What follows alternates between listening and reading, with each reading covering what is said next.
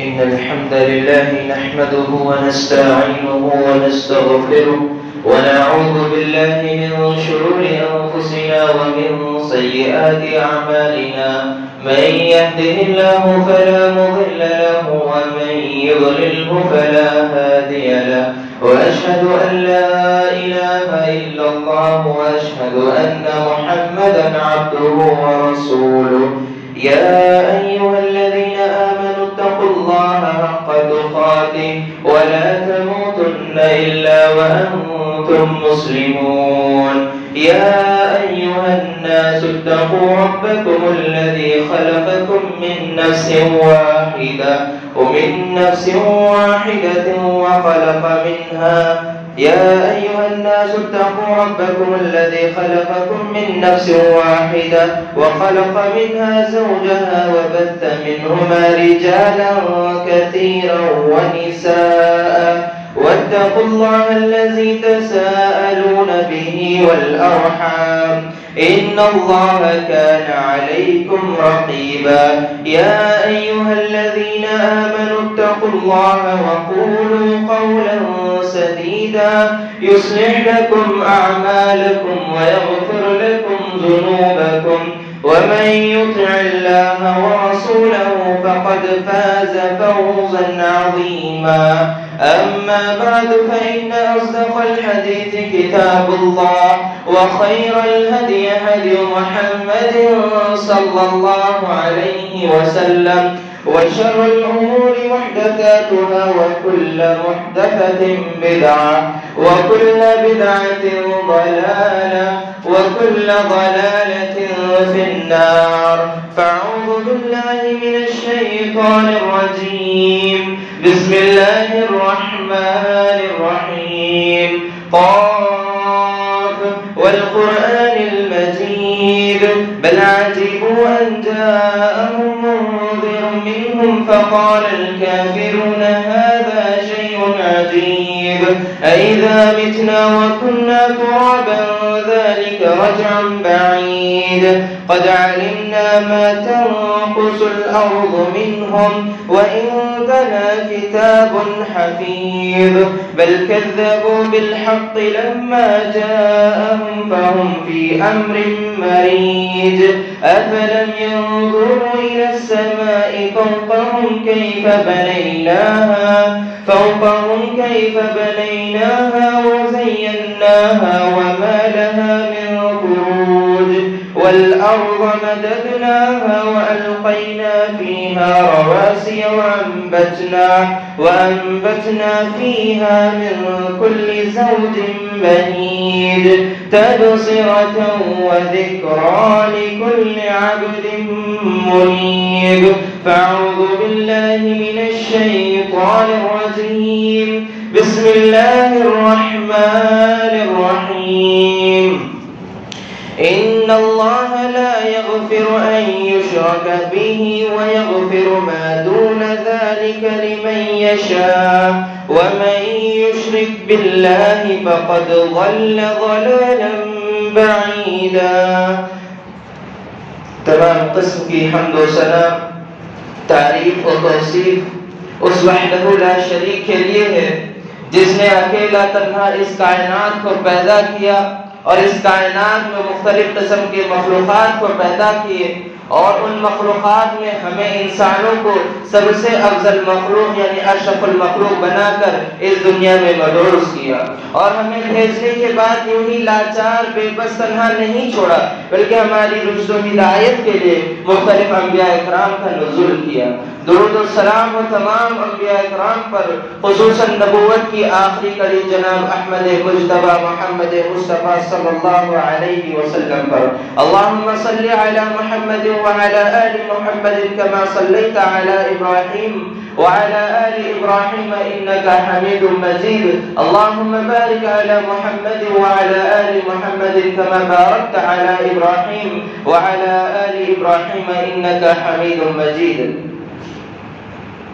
اس سے پہلے کہ میں عنوان شروع کروں اللہ کے رسول صلی اللہ علیہ وسلم کی حدیث ہے جسے آداب جمعہ کے اندر ذکر بھی کیا ہے علماء اکرام نے بخاری اور مسلم کی حدیث ہے، اللہ کے نبی صلی اللہ علیہ وسلم منبر پر تشریف لائے، خطبہ جمعہ دے رہے تھے۔ اسی دوران ایک صحابی آئے اور آ کر بیٹھ گئے۔ اللہ کے نبی صلی اللہ علیہ وسلم نے کہا کیا تم نے نماز پڑھی ہے؟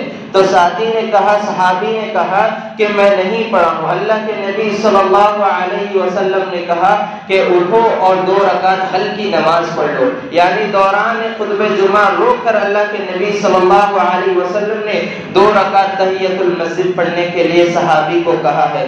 یہاں پر بھی آ کر جو لوگ بیٹھ گئے ہیں اٹھ کر 2 رکعت تحیۃ المسجد پڑھ لیں، 2 ہلکی رکعت نماز پڑھ لیں۔ میں نے دیکھا ہوں کہ آئے اور آ کر بیٹھ گئے، اللہ کے رسول صلی اللہ علیہ وسلم کی حدیث کے مطابق آپ اٹھیں، اٹھ کر نماز پڑھ لیں۔ سامعین اکرام، ہم سب جانتے ہیں، ہم سب کو اللہ اور اس کے رسول صلی اللہ علیہ وسلم کی اطاعت اور فرما برداری کرنا لازم اور ضروری ہے، اور جو شخص اللہ اور اس کے رسول صلی اللہ علیہ وسلم کی نافرمانی کرتا ہے وہ گناہوں میں مبتلا ہو جاتا ہے۔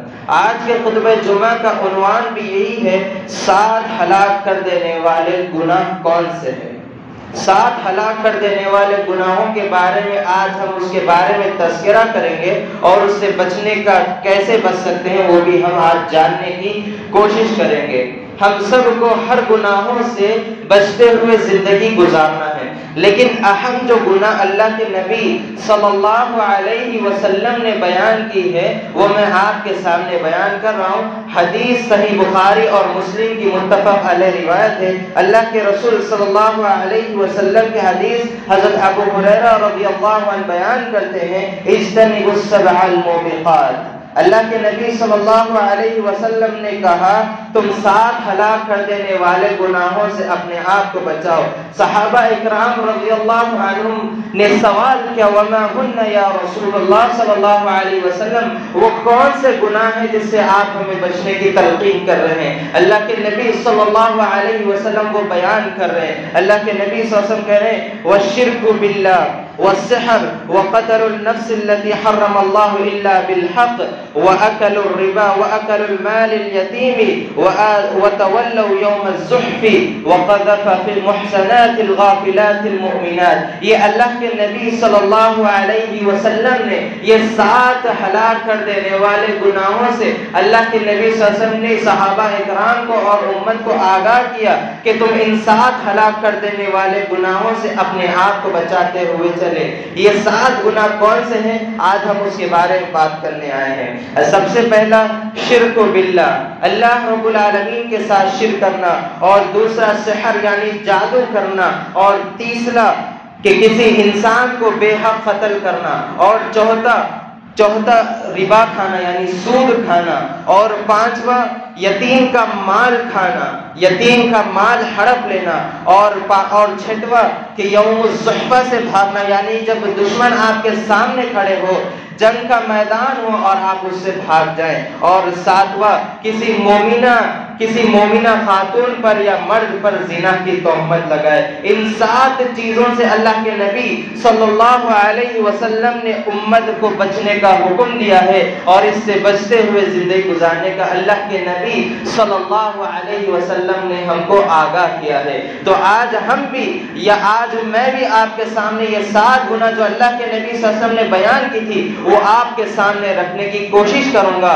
اور ہم اس پر عمل کریں اور ان چیزوں سے اپنے آپ کو بچاتے ہوئے زندگی گزارنے کی ہم یہاں سے کوشش کرتے ہوئے زندگی گزاریں۔ سب سے پہلے اللہ رب العالمین کے ساتھ شرک کرنا۔ اللہ کے ساتھ شرک کرنے سے مراد یہ ہے کہ اللہ رب العالمین کی ربوبیت میں کسی کو شریک کرے، ربوبیت میں عقیدہ رکھے کہ اللہ رب العالمین کے ساتھ کسی اور کو شریک کرے، حالانکہ یہ کائنات کو بنانے والا اللہ ہے، موت دینے والا اللہ ہے، رزق دینے والا اللہ ہے۔ یہ تمام چیزوں میں کسی اور کو بھی شریک نہیں کرنا چاہیے، اگر شریک کر لیں گے تو یہ بھی شرک ہو جائے گا۔ اور اسی طرح الوہیت میں اللہ رب العالمین کے ساتھ کسی اور کو شریک کرنا، کیا مطلب؟ عبادت میں کسی اور کو شریک کر لینا، چاہے وہ پتھر ہو یا انسان ہو، کسی اور کو شریک کر لینا یہ اللہ رب العالمین کے ساتھ شرک ہوتا ہے۔ اس سے بھی ہم سب کو بچتے ہوئے زندگی گزارنا ہے۔ اور اسی کے ساتھ ساتھ اللہ رب العالمین کے ساتھ اللہ رب العالمین کے لیے ہی رکوع ہے، اللہ رب العالمین کے لیے ہی سجدہ ہے. اگر کوئی شخص اس سے ہٹ کر کسی اور کے لیے جن کے لیے انسان کے لیے فرشتوں کے لیے ولی کے لیے بھی اگر سجدہ کرتا ہے تو وہ اللہ رب العالمین کے ساتھ شرک کر رہا ہے. تو مسلمانوں کو چاہیے کہ اللہ کے علاوہ کسی اور کے ساتھ سجدہ اور رکوع نہیں کرنا چاہیے کیونکہ یہ خاص عبادت ہے, یہ اللہ رب العالمین کے لیے کرنا چاہیے. اور شرک کیسا شرک ہو سکتا ہے اور کیا شرک کے بارے میں ہے؟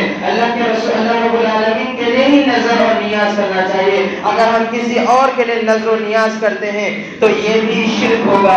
اور اگر ہم کسی اور کے سامنے جھولی پھیلاتے ہیں, ان سے حاجت پوری کرنے کی طلب کرتے ہیں, ان سے دعائیں مانگتے ہیں تو یہ بھی شرک ہوگا. اللہ رب العالمین کے ساتھ شرک کرنے کا یہ بھی ایک ذریعہ ہے کہ اللہ رب العالمین کے ساتھ شرک کرتے ہوئے ہم زندگی گزارے.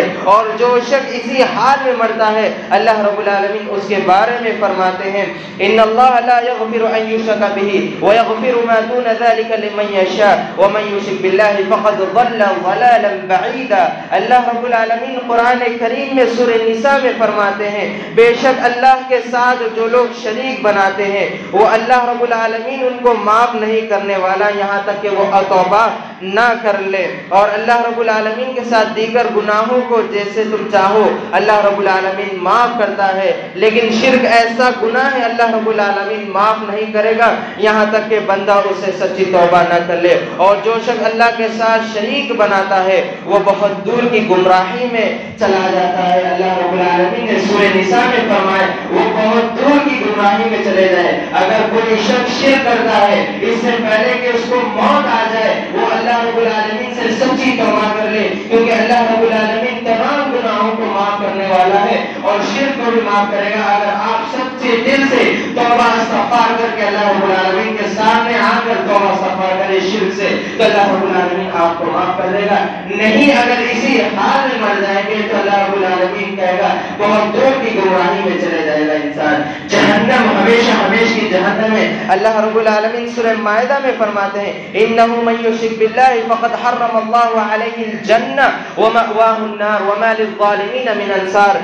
جو شخص اللہ رب العالمین کے ساتھ یقین جانو جو شخص اللہ رب العالمین کے ساتھ شریک بناتا ہے شریک کرتا ہے اللہ تعالیٰ اس پر جنت کو حرام کر دیا ہے. یعنی یاد رکھو مسلمانوں جو شخص ان تمام چیزیں جو شرک والے ہیں جو میں نے بتایا اگر وہ تمام چیزیں اگر اللہ کے علاوہ کسی اور پر بھی اگر وہ کرتا ہے تو وہ شرک کر رہا ہے اور اللہ رب العالمین اس کے لیے جنت کو حرام کر دیا ہے. وما للظالمین من انصار. اور اللہ رب العالمین کہہ رہا ہے کہ اللہ رب العالمین اس کا ٹھکانہ جہنم کر دے گا.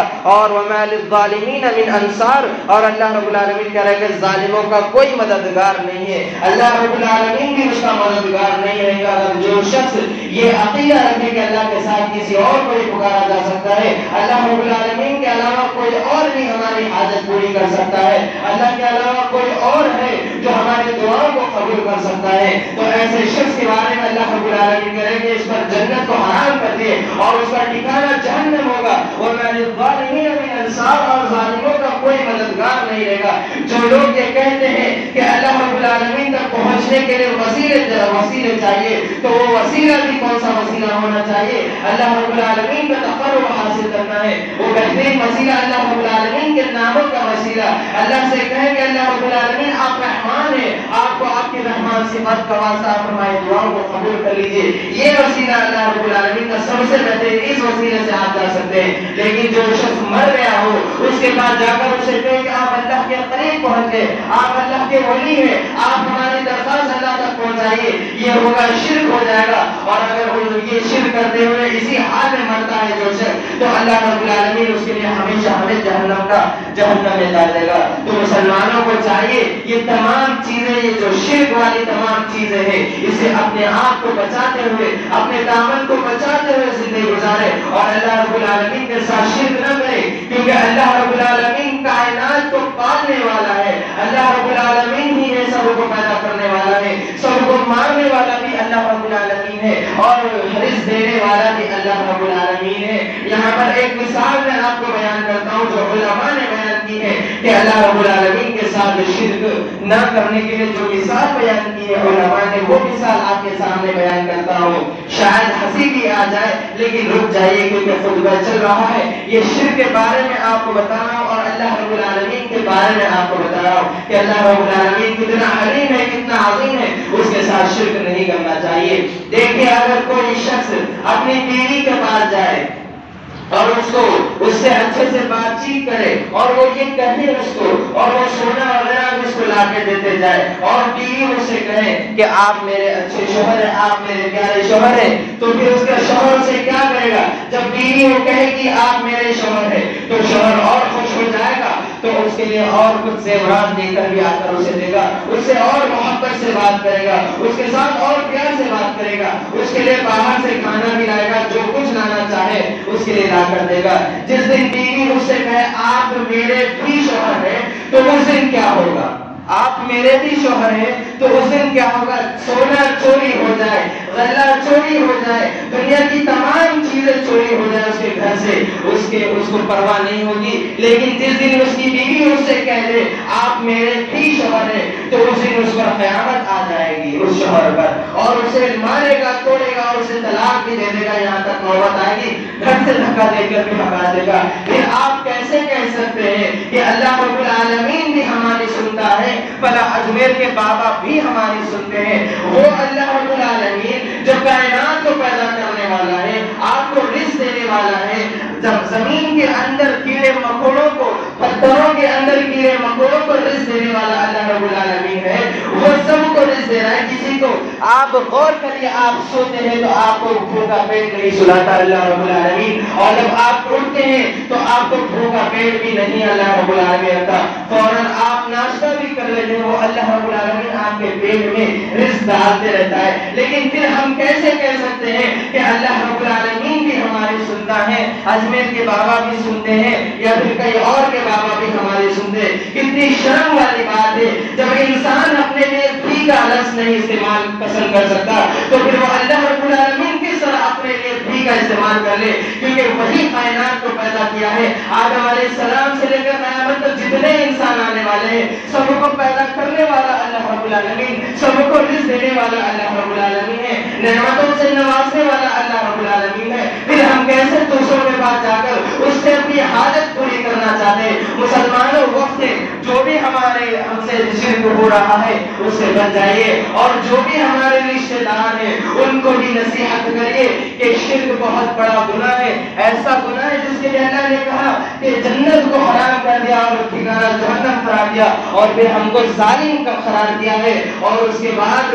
ہمارا ٹھکانہ ظالم کا کوئی مددگار بھی نہیں اللہ رب العالمین کا۔ جو شخص شرک کرتا ہے مسلمانوں، تو یہ پہلی چیز تھی، السبع الموبقات میں الشرک باللہ، یہ سب سے پہلی چیز تھی جو اللہ کے نبی صلی اللہ علیہ وسلم نے بیان کی ہے۔ مسلمانوں یہ شرک سے اپنے آپ کو بچاتے ہوئے اپنے گھر والوں کو بھی بچاتے ہوئے چلیے، کیونکہ سورۃ تحریم میں اللہ رب العالمین فرمایا یا ایھا الذین آمنوا قوا انفسکم واہلیکم نارا، اے ایمان والو اپنے آپ کو اور اپنے گھر والوں کو جہنم کی آگ سے بچاؤ۔ جب خود جہنم کی آگ سے بچیں گے تبھی گھر والوں کو جہنم کی آگ سے بچا سکتے ہیں، اگر خود نہیں بچیں گے تو گھر والوں کو بھی نہیں بچائیں گے، خود بھی جہنم میں جائیں گے اور گھر والوں کو بھی جہنم میں لے جائیں گے۔ تو ضرورت اس بات کی ہے اپنے آپ کو بدلو اور اپنے گھر والوں کو بھی بدلو۔ اور اسی طرح دوسرا چیز ہے جادو کرنا۔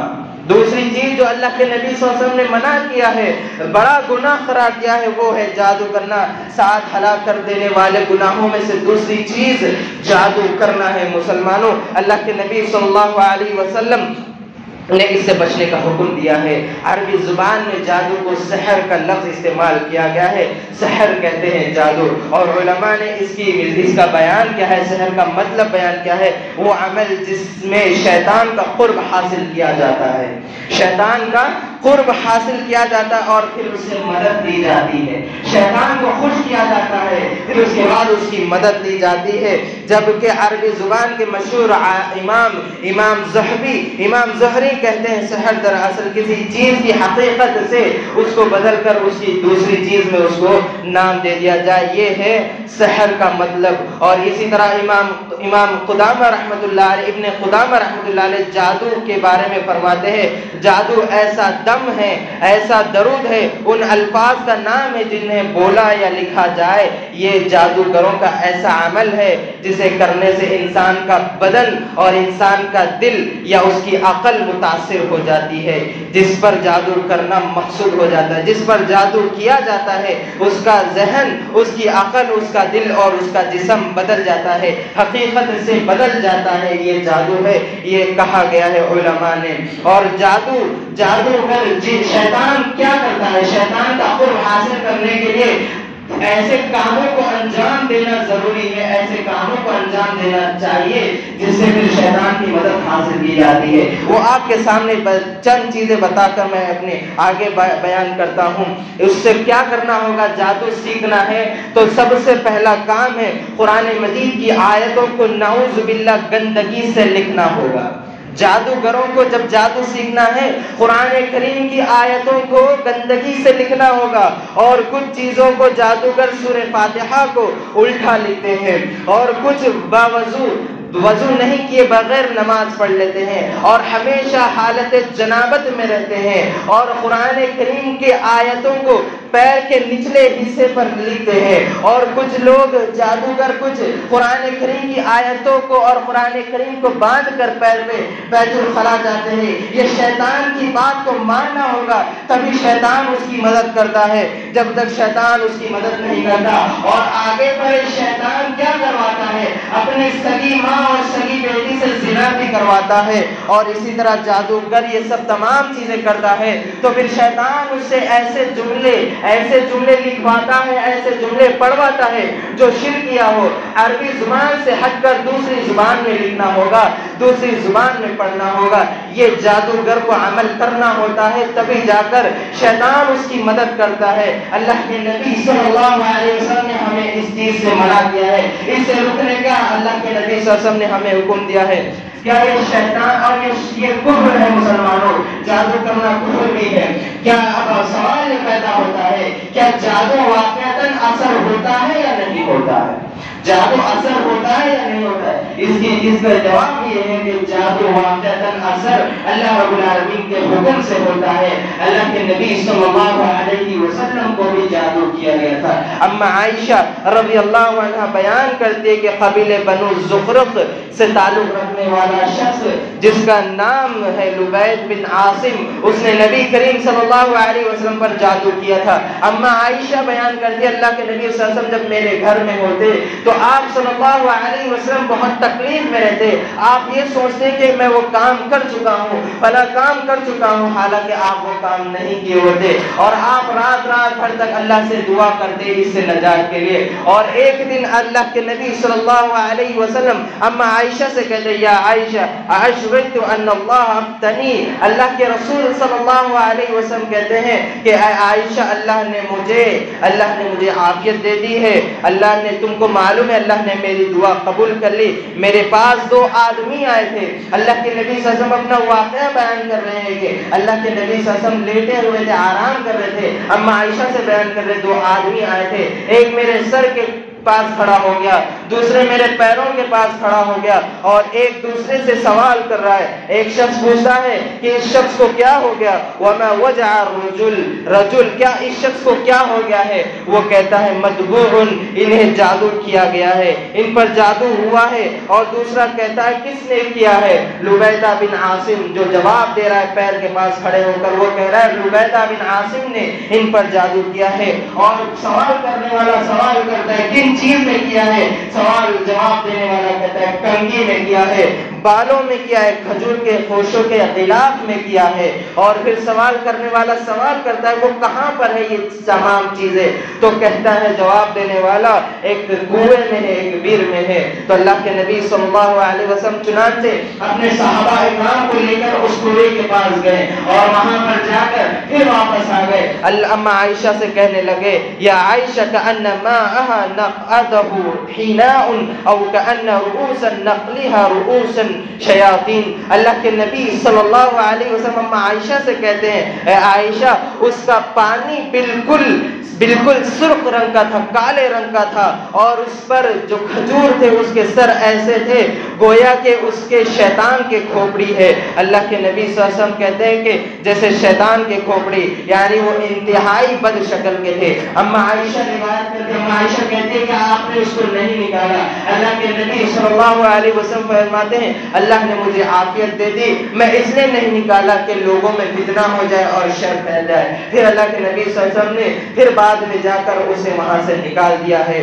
یہ تمام چیزیں اللہ کے نبی صلی اللہ علیہ وسلم سے ہوا ہے، یہ جادو اللہ کے نبی صلی اللہ علیہ وسلم پر ہوا ہے، یہ اثر ہوتا ہے مسلمانوں، اور اس سے بچنے کے لیے ہم کو 5 وقت کی نماز میں حاضر ہونا چاہیے، 5 وقت کی نمازیں پڑھتے رہنا چاہیے۔ اب یہاں پر آپ یہ سوال مت کریں کہ اللہ کے نبی صلی اللہ علیہ وسلم نہیں نماز پڑھتے، ایسا نہیں، اللہ کے نبی صلی اللہ علیہ وسلم پر جادو ہوا ہے اللہ کے حکم سے، لیکن آج کی حالت میں بیان کر رہا ہوں، ہر انسان کی حالت آج کی بیان کر رہا ہوں میں کہ آج ہم کو ضرورت پڑنے پر، جب ضرورت آتی ہے ہم کھڑے ہو کر کسی بھی دیوار کے سامنے کھڑے ہو جاتے ہیں، یا پھر درختوں پر کھڑے ہو کر ہم شروع ہو جاتے ہیں۔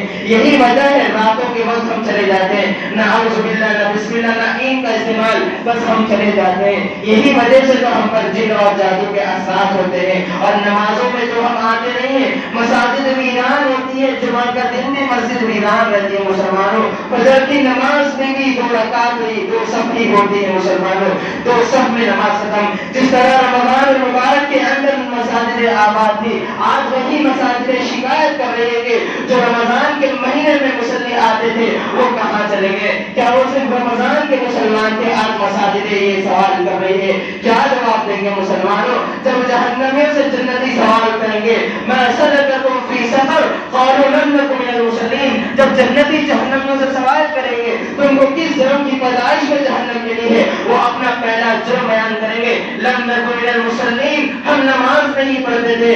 کیا جواب دیں گے مسلمانوں اللہ رب العالمین کے بعد جب قیامت کے دن سوال ہوگا نماز کے بارے میں؟ کیا جواب دیں گے؟ نماز کو من چاہیے آپ نماز پڑھتے ہیں، نہیں مسلمانوں نماز کو لازمی پڑھ لو، یہ نماز آپ کی سفارش کرے گی، یہ نماز اللہ کے رسول صلی اللہ علیہ وسلم کہتے ہیں قرۃ عین بالصلاۃ، نماز میری آنکھوں کی ٹھنڈک ہے۔ اما عائشہ بیان کرتے ہیں جب بھی نبی صلی اللہ علیہ وسلم کو مصیبت اور پریشانی لاحق ہوتی آپ نماز میں مشغول ہو جاتے۔ آج ہم پر مصیبتیں پریشانی آتی ہے، آج ہم مساجد سے دور بھاگتے ہیں، کسی درگاہوں پر جا کر تعویذیں کرنے پڑھتے رہتے ہیں، یہ جادو کی شروعات وہیں سے ہوتی ہے مسلمانوں۔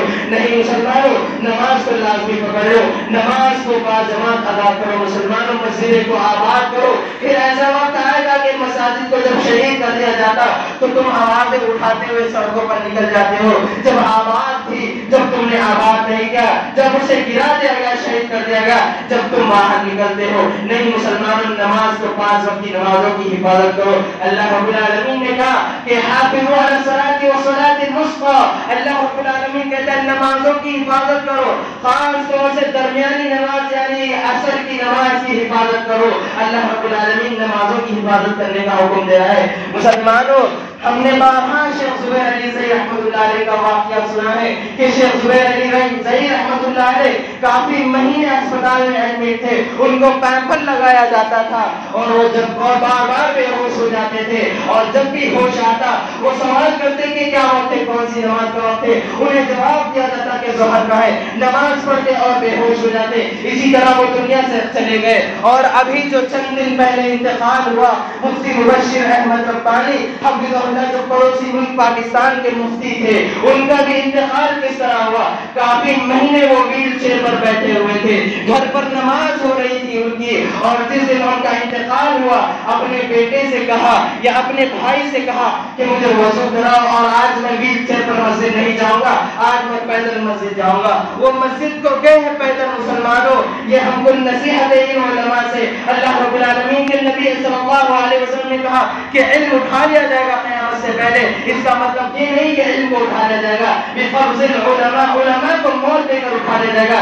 یہ انبیاء کے وارث تھے، ان کی موت کیسے ہے؟ جب مسجد چلے گئے، وضو کر کر مسجد گئے ہیں اور وہاں پر جب نماز پڑھے ہیں اور وہ بھی व्हील चेयर पर भी नहीं, कुर्सी पर भी नहीं, बल्कि खड़े होकर नमाज पढ़े। और जब नमाज पढ़कर फारिग हुए 2 रकात नमाज, उनकी हालत खराब हो गई, अचानक हार्ट में तकलीफ हो गई, वैसे ही उनकी तबीयत खराब हो गई और वहीं से उनको अस्पताल ले गया। इस कदर उनकी वैसे ही मौत हो गई, अस्पताल भी नहीं पहुंचे, उनको इंतकाल, उनकी मौत हो गई वहां पर। ये अल्लाह रब्बुल आलमीन के वारिस, ये उलमा के, ये अंबिया के वारिस है। ये उलमा, अल उलमा वरसतुल अंबिया, इन्नमा यख्शल्लाह मिन इबादिही उलमा, जिसके दिल में खशियत इलाही है वही उलमा है। ये उलमा की अमवात हमें क्या खबर दे रही है? यानी ये खबर दे रही है कि क़यामत हमसे करीब है। और आज हम मसाजिदों को वीरान करते हुए चले जा रहे हैं, इल्म उठा दिया जा रहा है, यानी उलमा चले जा रहे हैं। ये मुत्तकी, ये परहेज़गार उलमा की अमवात हो रही है। और आज हम आंख बंद है तो बंद ही है हमारी आंख। आज हम होश के नाखून नहीं ले रहे, हम सोते हुए चले जा रहे हैं। जब आवाज आती है, इस्लाम पर आवाजें उठती है, तो हम रोडों को, सड़कों को ब्लॉक करते हुए हम बाजारों की तरफ रुख करते हैं, आवाजें नारे लगाकर, जो गैर शरई है। मुसलमानों, अल्लाह के नबी सल्लल्लाहु अलैहि वसल्लम ने सड़क पर से कोई तकलीफ दे चीज थी है तो उसे हटाने का हुक्म दिया। आज हम खुद एक तकलीफ बनकर रोडों पर चले जा रहे हैं। उलमा से, इन उलमा से हमको नसीहत हासिल करना है। नमाज हमारे आखिर वक्त भी ऐसी होगी जो हम जिंदगी भर करते हुए चले जाए। अगर आप नमाज के 5 वक्त के नमाज के पाबंद है तो आपकी मौत भी उसी तरह आएगी। और जुबान को तर रखिए मुसलमानों, जुबान को अल्लाह रब्बुल आलमीन के कलमों से तर रखिए। ला इलाहा इल्लल्लाह, ला इलाहा इल्लल्लाह, सुभानअल्लाह, अल्हम्दुलिल्लाह, इन कलमों से अपनी जुबान को तर रखिए, क्योंकि उसी हालत में तुमको मौत आएगी जिस हालत में तुम जिंदगी गुजारकर इस दुनिया से जाएंगे, उसी हालत में मौत आएगी। उलमा के और अइम्मा के बहुत से वाक़ियात हैं जिनकी अमवात ऐसे हुई, लेकिन वक्त इजाजत नहीं दे रहा। और मुझे और उन्वान भी मुझे ऐसा लगता है कि आइंदा खुतबा भी इसकी जरूरत पड़ जाएगी, क्योंकि वक्त करीब है। और इसी तरह जादू सीखना और सिखवाना कुफ्र है। मुसलमानों में बात को बीच में रोककर नमाज की तलकीन कर रहा था, तो नमाजों की हिफाजत करते रहो, अपने आप की और अपने घर वालों की भी नमाजों की हिफाजत की तलकीन करो।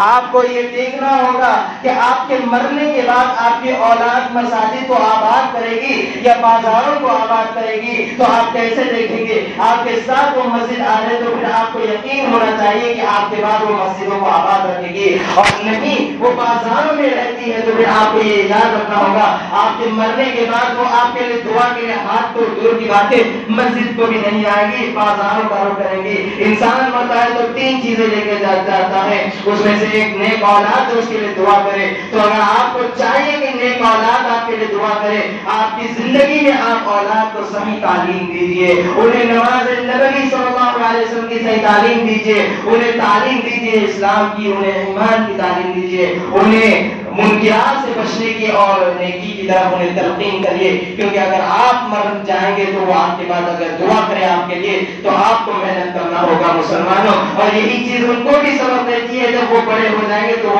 अपनी औलाद को यही चीज की तलकीन देंगे। इसी तरह जादू सीखना कुफ्र है। अल्लाह रब्बुल आलमीन ने सूरह बकरा की आयत नंबर 102 में फरमाया है, सुलेमान अलैहिस्सलातु वस्सलाम का तज़किरा करते हुए अल्लाह रब्बुल आलमीन फरमाता है, और सुलेमान अलैहिस्सलातु वस्सलाम की बादशाहत में शैतानों ने जो पढ़ा करते थे वो लोगों की पैरवी, लोग उनकी पैरवी करते थे शैतान की।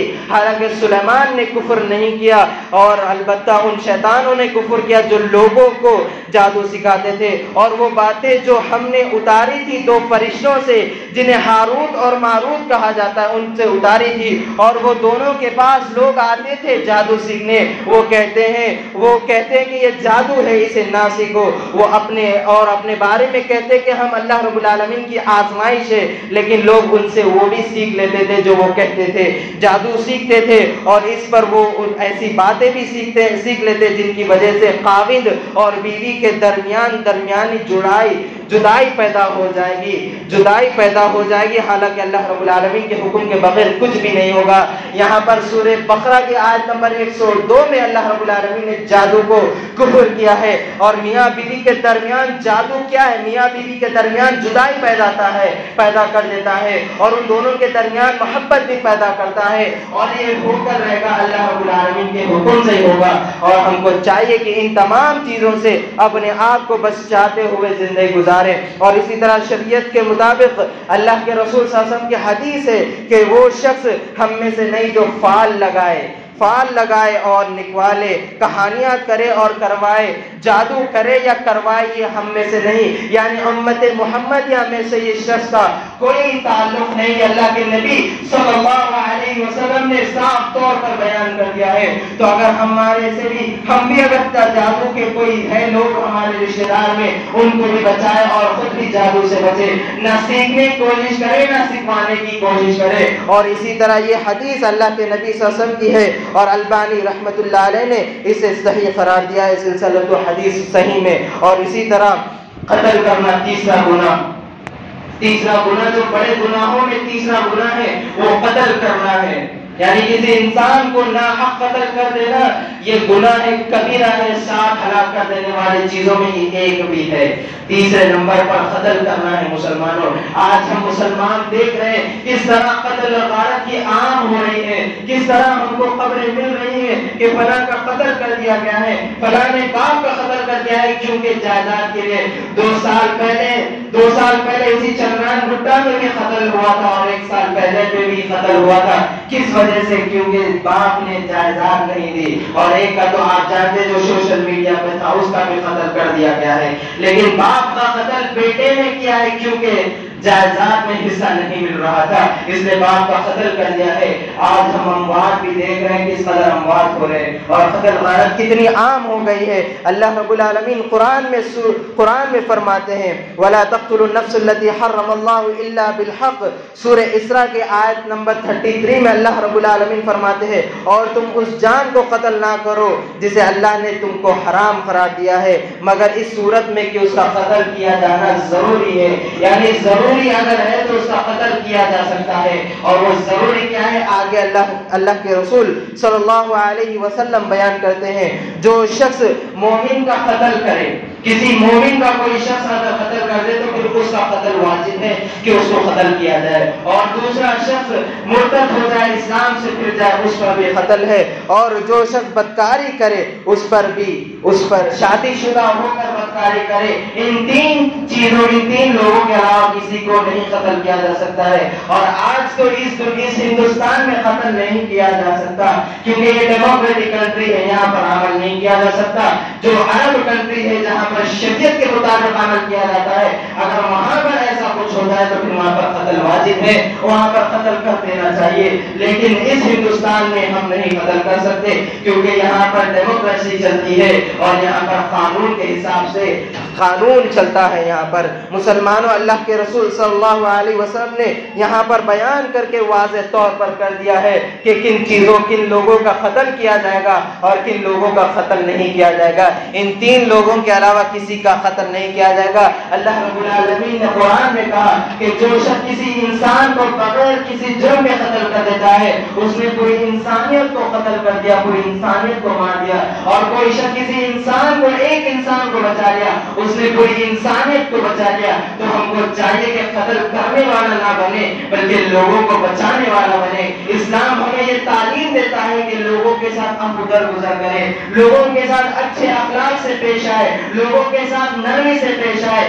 اسلام کو لوگوں میں عام کرنا اسلام ہمیں سکھاتا ہے. اسلام یعنی سلامتی ہے، شانتی ہے، پیس ہے. اسلام یعنی آج ہمارا کردار ایسا ہو گیا ہے کہ لوگ ہمارے اوپر انگلی اٹھا رہے کہ ان کا اسلام ہی ایسا ہے کہ لوگوں کو قتل کرنے کے لیے لوگوں یہ کہہ رہے ہیں. مسلمانوں، اپنے آپ کو بدلنا ہوگا، اخلاق ہمارے، کردار ہمارا صحیح ہونا چاہیے. مسلمانوں، آج ہماری زبانوں پر بھی لگام نہیں ہے، یہ زبانوں کی بھی حفاظت کرنی ضروری ہے. یہی زبان کی وجہ سے انسان، اللہ کے رسول صلی اللہ علیہ وسلم کہتے ہیں یہ زبان کی تم ضمانت دے دو میں جنت کی ضمانت دیتا ہوں. یہ زبان کی وجہ سے آج ایک انسان کے نیچے گر جاتا ہے، ایک انسان دوسرے انسان کی آنکھوں کے نیچے گر جاتا ہے. آج ہم نے زبان پر لگام نہیں دی. اگر ہم کہیں جا رہے ہیں بائک پر، اگر کوئی لا کر ہمیں مار بھی دیتا ہے، ٹھوکنے کی کوشش بھی کرتا ہے، ہماری زبان سے گالی گلوچ نکلتا ہے. یہ نہیں کہ آپ ادھر گزر کر کے چلے جائیں، ہم کو آپ ادھر گزر کرنا چاہیے. اسلام ہمیں یہ سکھاتا ہے مسلمانوں. اور کسی انسان کو قتل نہیں کیا جا سکتا. اللہ رب العالمین سورہ انعام میں فرماتے ہیں قل تعالوا اتل ما حرم ربكم عليكم الا تشركوا بي شيئا وبالوالدين احسانا ولا تقتلوا اولادكم من املاق نحن نرزقهم واياهم ولا تقربوا الفواحش ما ظهر منها وما بطن ولا تقتلوا النفس التي حرم الله الا بالحق ذلكم وصاكم به لعلكم تعقلون. یہاں پر اللہ رب العالمین بیان کر رہا ہے کہ کن چیزوں سے ہم پر حرام کر دیا گیا ہے، کیا کیا ہم پر حرام ہے. اللہ رب العالمین فرما رہے ہیں کہ آپ کہہ دیجئے اے نبی صلی اللہ علیہ وسلم، آپ کہہ دیجئے کہ تم سنو اللہ رب العالمین نے تم پر کیا حرام کرا ہے. اللہ رب العالمین فرماتا ہے کہ اللہ رب العالمین کے ساتھ تم کسی کو شریک نہ بناؤ، اور والدین سے اچھے حسن اخلاق کے ساتھ پیش آؤ، حسن سلوک کے ساتھ پیش آؤ، تم پر حرام کر دی گئی ہے. اور محتاجی کے خوف سے تم اپنے اولاد پر قتل نہ کرو، محتاجی کے خوف سے یعنی رزق کے خوف سے اپنی اولادوں کو قتل نہ کرو. یہ حرام کیا ہے اللہ رب العالمین نے تم پر. اور اللہ رب العالمین فرماتا ہے اور اللہ رب العالمین کو کسی چیز سے شریک نہ بناؤ، اور ایک جان کو کسی جان کے بدلے قتل نہ کرو، کیونکہ اللہ رب العالمین تمہیں بھی رزق دیتا ہے، اسے بھی رزق دیتا ہے، کسی کا ناحق قتل نہ کرو. یہ سورہ انعام کی آیت نمبر 151 میں اللہ رب العالمین نے فرمایا ہے. یہاں پر ہم کو حرام کر دیا ہے کہ ہم اللہ رب العالمین کے ساتھ شریک نہ بنانا چاہیے، کسی اور کو شریک نہیں بنانا چاہیے، والدین کے ساتھ حسن سلوک کرنا چاہیے، ان کے ساتھ بدسلوکی نہیں کرنا چاہیے، اور اپنی اولادوں کو محتاجی کے خوف سے قتل نہیں کرنا چاہیے، کیونکہ رزق اللہ رب العالمین تمہیں بھی دیتا ہے، انہیں بھی دیتا ہے. اور کسی انسان کو بغیر کسی جرم کی وجہ سے قتل نہ کرو. اگر قتل کر دیں گے تو تم ظالموں میں سے ہو جائیں گے، اور اللہ رب العالمین ظالموں کا کوئی مددگار نہیں ہے. مسلمانوں، ہم کو ان تمام چیزوں سے بچتے ہوئے اپنی زندگی گزارتے ہوئے چلنا چاہیے، کیونکہ یہ تمام چیزیں محرمات ہیں، حرام کر دی گئی ہے ہم پر. اور اللہ کے نبی صلی اللہ علیہ وسلم نے کہا السبع الموبقات میں ہم نے آپ کے سامنے 3 چیزیں بیان کی: الشرک باللہ والسحر وقتل النفس التي حرم اللہ الا بالحق. یہ 3 چیزیں میں نے آج کے خطبہ جمعہ میں آپ کے سامنے بیان کی ہے. آئندہ جو 4 چیزیں ہیں، آئندہ مہینے میں جو تیسرا جمعہ آئے گا، ہم اور 4 چیزیں جب بیان کریں گے. ان تمام چیزیں جو 3 چیزیں بیان کیا ہوں، اور اس میں جو بھی اور باتیں بتایا ہوں، اس پر عمل کرتے رہے، اور ان چیزوں سے بچتے رہے جن سے بچنے کا حکم اللہ اور اس کے رسول صلی اللہ علیہ وسلم نے دیا ہے. مسلمانوں، پھر سے میں آپ سے کہتا ہوں، جس طرح مساجدیں آباد تھی رمضان المبارک کے مہینے میں، اسی طرح مساجدوں کو آباد کرو. نہیں معلوم کب کس کا وقت ہے، کب کس کو موت آئے گی، نہیں معلوم. مجھے نہیں معلوم یہ ممبر رسول سے اتر کر مصلی رسول پر جا کر نماز پڑھا پاؤں یا نہیں پڑھا پاؤں. اس سے پہلے موت آ جائے. موت کو، زندگی کو موت سے پہلے غنیمت جانو. اللہ کے نبی صلی اللہ علیہ وسلم کی حدیث ہے، موت کو زندگی سے پہلے غنیمت جانو، جوانی کو بڑھاپے سے پہلے غنیمت جانو. اے جوانوں، اے نوجوانوں، اپنے آپ کو بدلو. یہ جوانی کی عمر تم کو اللہ رب العالمین کو بہت پسند ہے، جس میں تم عبادت کرتے ہو. یہ جوانی کی عمر میں زیادہ سے زیادہ اللہ رب العالمین کی عبادت کرتے ہوئے زندگی گزارو، اور اپنے والدین کے ساتھ حسن سلوک کرتے رہنا، والدین کو اف تک نہ دینا، اور اپنے بڑوں سے احترام سے عزت کے ساتھ بات کرو، اور چھوٹوں پر شفقت کا ہاتھ پھیرنا چاہیے. مسلمانوں، ان تمام چیزوں پر عمل کرتے ہوئے زندگی گزارنا چاہیے. مسلمانوں، نہیں اگر ان تمام چیزوں پر عمل نہیں کریں گے، شرک بھی کرتے ہوئے، جادو کرتے ہوئے، سیکھتے ہوئے، اور لوگوں کا قتل کرتے ہوئے اگر ہم ایسے ہی دنیا سے چلے جائیں گے، تو پھر مرنے کے بعد تو عذاب قبر میں تو عذاب ہوگا، اور اس کے بعد قیامت کے دن جہنم کی وعید اللہ رب العالمین نے سنا دی. اللہ رب العالمین جہنم میں داخل کر دے گا. اللہ رب العالمین سے دعا ہے، الہ العالمین جو کچھ بھی میں نے یہاں پر بیان کیا ہوں، سب سے پہلے اس پر مجھے عمل کرنے کی توفیق عطا فرما، اور یہاں پر بیٹھے ہوئے تمام حضرات کو اس پر عمل کرنے کی توفیق عطا فرما. الہ العالمین، ہم یہاں پر بیٹھ کر آپ کے گھر میں ہاتھ اٹھا کر دعا کرتے ہیں، الہ العالمین ہم سب کو صراط مستقیم پر قائم رکھنا، ہم سب پر صراط مستقیم پر قائم رکھنا، ہم کو 5 وقت کی نماز قائم اور قائم کرنے والا ہم کو بنا دیجیے. الہ العالمین آپ کی نافرمانی نہیں کرنا ہم کو ایسا بتا دیجیے، ہم کو آپ کی نافرمانی کرنے والوں میں سے ہم کو نہ رکھیے. الہ العالمین یہاں پر بیٹھے ہوئے تمام حضرات جو بھی بیمار ہے یا ان کے گھر میں جو بھی بیمار ہے، ان تمام لوگوں کو شفا کلیہ عاجلہ عطا فرما دیجیے. الہ العالمین یہاں پر بیٹھے ہوئے تمام حضرات حضرات کو سود اور شرک جیسے کبیرہ گناہوں سے بچا لیجیے۔ الہ العالمین یہاں پر بیٹھے ہوئے لوگوں پہ اور ہمارے گھروں میں پریشانی مصیبت آئی ہے، آپ اسے دور کریے، آپ کے علاوہ کوئی دور نہیں کرنے والا ہے، آپ ہماری دعاؤں کو قبول کر لیجیے۔ الہ العالمین ہم یہاں پر بیٹھ کے آپ کے گھر میں آپ سے دعا کر رہے ہیں، آپ ہماری دعاؤں کو آپ کے المجیب وسیلے سے آپ ہماری دعاؤں کو قبول کر لیجئے۔ الہ العالمین ہماری دعاؤں کو آپ قبول کر لیجئے۔ ربنا آتنا فی الدنیا حسنہ وفی الآخرۃ حسنہ وقنا عذاب النار۔ اللهم اصلح احوال المسلمین فی فلسطین، اللهم اصلح احوال المسلمین فی فلسطین، اللهم اصلح احوال المسلمین فی الشام، اللهم اصلح احوال المسلمین فی الشام، اللهم اصلح احوال المسلمین فی برما، اللهم اصلح احوال المسلمین فی سیریا، اللهم اصلح احوال المسلمین فی الہند، اللهم اصلح احوال المسلمین فی الہند۔ ربنا آتنا فی الدنیا حسنہ وفی الآخرۃ حسنہ وقنا عذاب النار۔ آمین۔ السلام علیکم ورحمۃ اللہ وبرکاتہ۔